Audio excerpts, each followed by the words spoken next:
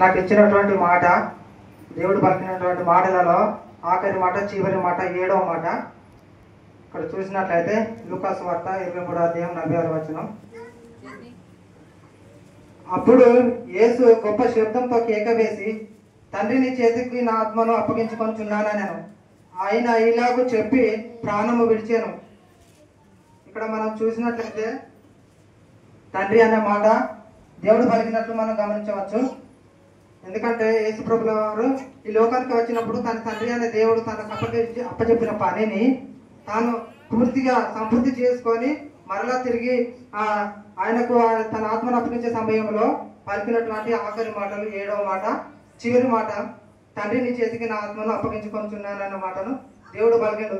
ఈ మాట దేవుడు పలికినట్టుగా మనం ఇక్కడ చూస్తున్నాము. అదే ఈ లోకానికి దేవుడు వచ్చినప్పుడు తన తండ్రిని పనిని పూర్తి చేయడానికి తనను తల్లి గర్భంలో పవిత్రంగా, పాపం లేని, కల్మషం లేనిగా, ఒక మంచి గొప్ప ఆత్మగా పవిత్రమైన మర్య గర్భంలో పెట్టి ఈ భూమికి పంపిస్తాడు.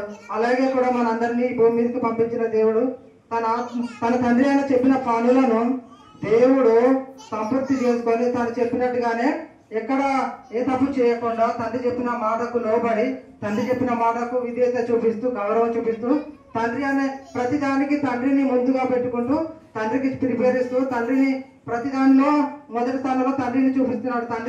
తండ్రి పట్ల ఎంత విధేయత, ఎంత వినయము చూపిస్తున్నాడు సంగతి ఇప్పుడు మనం ఇక్కడ చూసినట్లయితే అర్థమవుతుంది.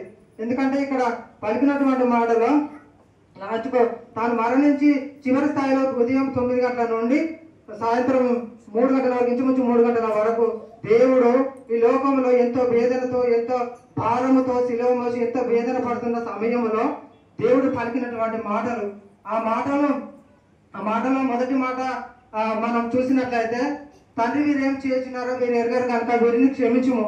అంటే ఇక్కడ కూడా తండ్రిని మనస్ఫూర్తిగా కోరుకుంటాడు. తండ్రి వీరు ఏం చేస్తున్నారో వీళ్ళు తెలియదు కనుక వీరిని క్షమించు ప్రభువా. ఎందుకంటే ప్రభువా, వీరు చేసే తప్పులు వారికి తెలియదు కనుక వీరిని క్షమించమని ఇక్కడ తండ్రి పలుకుతున్నట్టుగా మనం చూస్తున్నాం. కాబట్టి ఇదే మాట వచ్చేసరికి 4వ మాటలు కూడా, నా దేవా నన్నేలా నా చేయి విడిచింది అని నా యేసు ప్రభుల వారు పలుకుతారు. అదే మాట ఆఖరి మాట, తండ్రిని చేతికి నా ఆత్మను సమర్పించుకుంటానని పలుకుతాడు.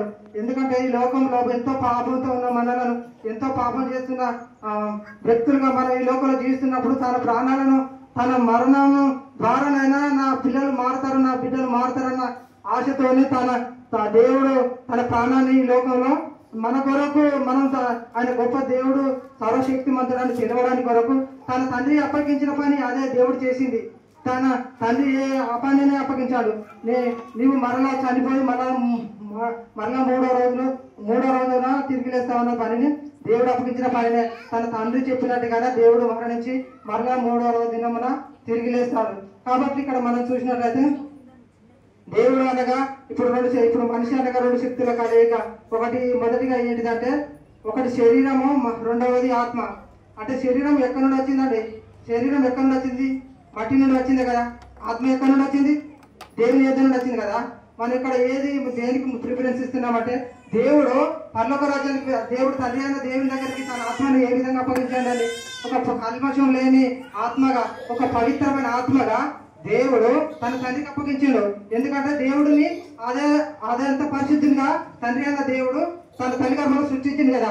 అంతే పవిత్రంగా దేవుడు యేసు ప్రభుల వారు ఆత్మను అంత గొప్పగా కాపాడుకుంటూ, ఎక్కడ తప్పు చేయకుండా, ఎక్కడ ఏ చిన్న తప్పు, ఏ పొరపాటు చేయకుండా దేవుడు చివరి స్థాయికి వచ్చేసరికి తన ఆత్మను తండ్రి అయిన దేవుడు ఏ రీతిగానే అప్పగిస్తాడో తండ్రికి, అదే రీతిగా తన ఆత్మను కల్మషం లేని, ఏ పాపం లేని, ఏ పవిత్రమైన పరిశుద్ధమైన ఆత్మను దేవుడు తన తండ్రికి అప్పగిస్తాడు.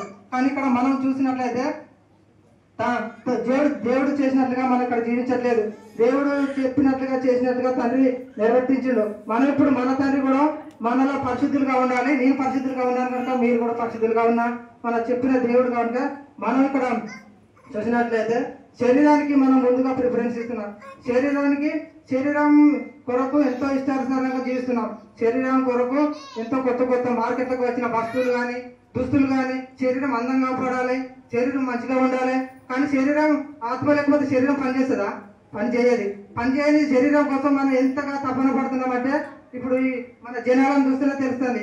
ఏది కొత్తగా వస్తే ఏ బట్టలు కొత్తగా వస్తే, ఏ దుస్తులు కొత్తగా వస్తే ధరించుకోవాలి, ఏ చెప్పులు కొత్తగా వస్తే ఏది ధరించుకోవాలి అనేది అదే ఆలోచనతోనే ఉంటున్నాం తప్ప మన ఆత్మ అనేది ఒకటి ఉన్నది కదా. మన తండ్రి అనే దేవుడు ఏ రీతిగా బతకమన్నాడో మరి అంత పరిశుద్ధమైన ఆత్మను మనం ఏ రీతిగా మన శరీరంలో పెట్టింది కదా, మనం పరిశుద్ధంగా ఉంచుతున్నామా? దేవుడు మన దేహాన్ని ఆలయంగా ఉంచుకోమని అన్నాడు దేవుడు. కానీ మనం ఇక్కడ చేస్తున్నది ఏంటిది? ఆత్మను పక్కకు పెట్టి దేవునికి విరుద్ధంగా జీవిస్తూ శరీరానికి ఇష్టానుసారంగా జీవిస్తున్నాం. అయితే ఇప్పుడు మనం ఆత్మ ఉంటేనే శరీరం పనిచేస్తుంది. ఆత్మ లేకపోతే శరీరం పనిచేస్తుందా? పనిచేయని శరీరం కోసం మనం ఎన్నో పాటలు పడుతున్నాం. కాబట్టి ఇక్కడ చూసినట్లయితే మనం దేవుని సృష్టిలో మనిషి సృష్టి ప్రథమము, దేవుని సృష్టిలో మనిషి సృష్టి శ్రేష్టము. కాబట్టి చనిపోయేదానికి వచ్చేసరికి మనిషి బ్రతుకు వేస్ట్, అన్నిటికంటే వెనుక. ఎందుకంటే ఇప్పుడు ఏదైనా జంతువులు చనిపోయినా కానీ ఆ జంతువు శరీరము చెప్పులకైనా పనికొస్తాయి, బ్యాగులకైనా పనికొస్తాయి. వాటితోనే బెల్ట్ గిట్లా తయారు చేస్తారు. మన శరీరాన్ని దేనికైనా తయారు చేస్తారా? మన శరీరాన్ని దేనికైనా ఉపయోగిస్తారా? దేనికి పనికి రాదు. కాబట్టి ఇక్కడ మనం శరీరం కోసం ఈ ప్రపంచం ఎంత డెవలప్ అవుతుందా అనేది మనం చూస్తేనే తెలుస్తుంది. ఏ ఒక్కరు ఆత్మ కొరకు జీవించట్లేదు, అందరం శరీరం కోసం. ఈ ప్రపంచం బాగుపడుతుందంటే బట్టల కోసం, వేసుకున్న దుస్తులు, తినడానికి ఆహార పదార్థాల ఆరోగ్యానికి వస్తే రాలిపోయే తల వెంట్రుకల కానుండి రాలిపోయే గోరు వరకు మనం ఎన్ని బాధ్యతలు, ఎన్ని జాగ్రత్తలు వహిస్తున్నాం, తినడానికి ఎన్ని ఆహార పదార్థాలు తీసుకుంటున్నాం, బ్రతకడానికి. అటువంటిది మనం ఇప్పుడు ఏ విధంగా జీవిస్తున్నాం అంటే చూస్తేనే తెలుస్తుంది. కాబట్టి మనం దేవునికి విధంగా జీవించాలి. అసలే దేవునికి విధంగా జీవించకుండా ఉండాలి. మనం మంచి అందరం పవిత్రంగా జీవించాలి. ఇక్కడ చూసినట్లయితే